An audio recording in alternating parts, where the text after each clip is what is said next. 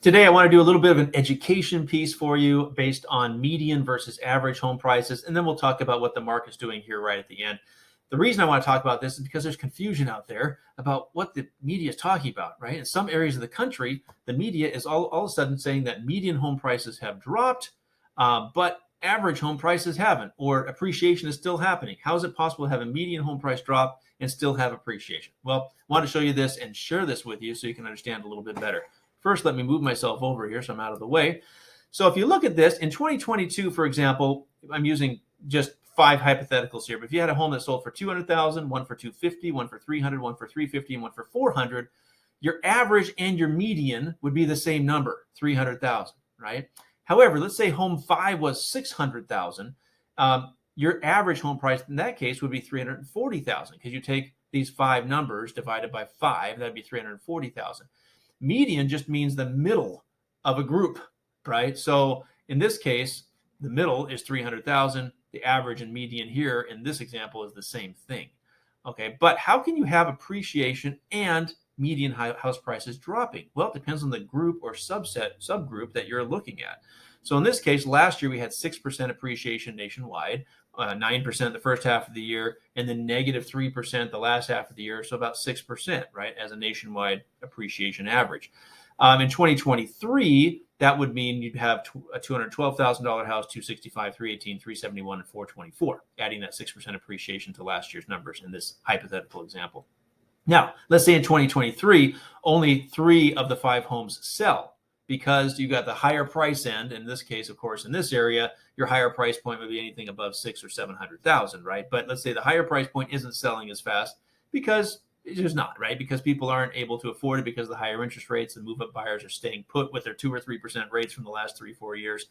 And so you have more activity in the lower price range where the younger families are, those that have a baby, those that need to move, what have you, are in the lower price point.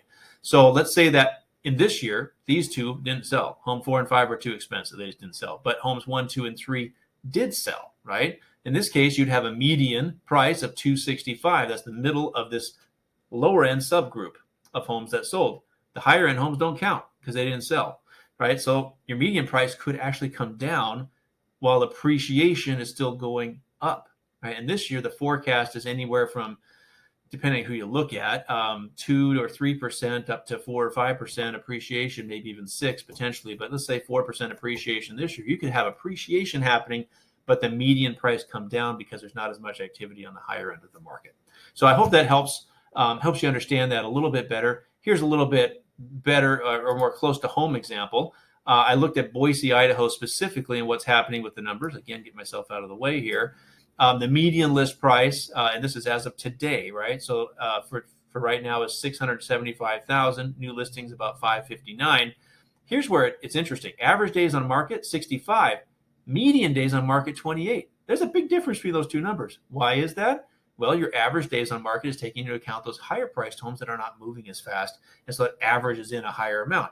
But where all the activity is on the lower end is only 28 days on the market. So a perfect example here, close to home, on the difference between median and average. And then here's a chart just for your information to show what's happening, right? Since the beginning of the year, we've seen this 90-day line, and then the dotted line is 7 days as far as the median price. Here in this area, we've seen the median price and the average price both rise, but as you can see, it's kind of come down a little bit, the median price over the last month, although it's risen over a 90-day average. So we've seen some strength in the market. House prices generally improving, increasing this year because of a lack of inventory.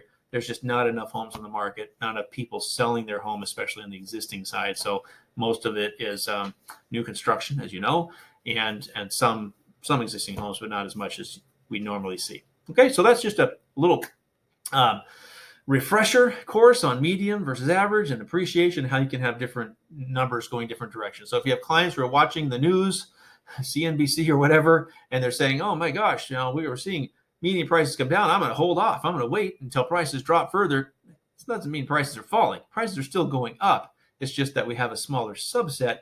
The lower end homes represent that median number, not that prices are coming down, especially not here in Boise, Idaho, as you can see from this chart. So let's see what's going on in the markets here. Today, we've got universal mortgage-backed security prices up just 2 basis points. So very little movement there. Some movement down on the S&P 500, some improvement in the yield of the 10-year Treasury, but not a lot. So pretty much stagnant today. But as you can see, over the last month, we've seen prices touch this Fibonacci level, this technical line, either below or above every day for the month, for the whole month. So we've been stuck in this range. It's been kind of a wide range, but we've been stuck in this range without much movement to speak of. As we go forward through the summer, we do expect to continue to see mortgage bonds improve and prices improve rates improve somewhat as we get lower and lower inflation reports coming through towards the end of the summer and into the fall.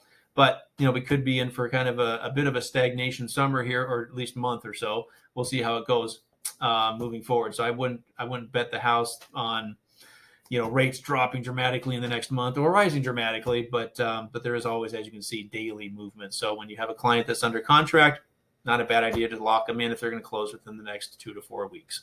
That's my update for today. Feel free to reach out if you have questions. And again, remember to follow me on Instagram for fun mortgage-related reels on money and mortgage-related topics at bill.z.mortgage. Have a good one.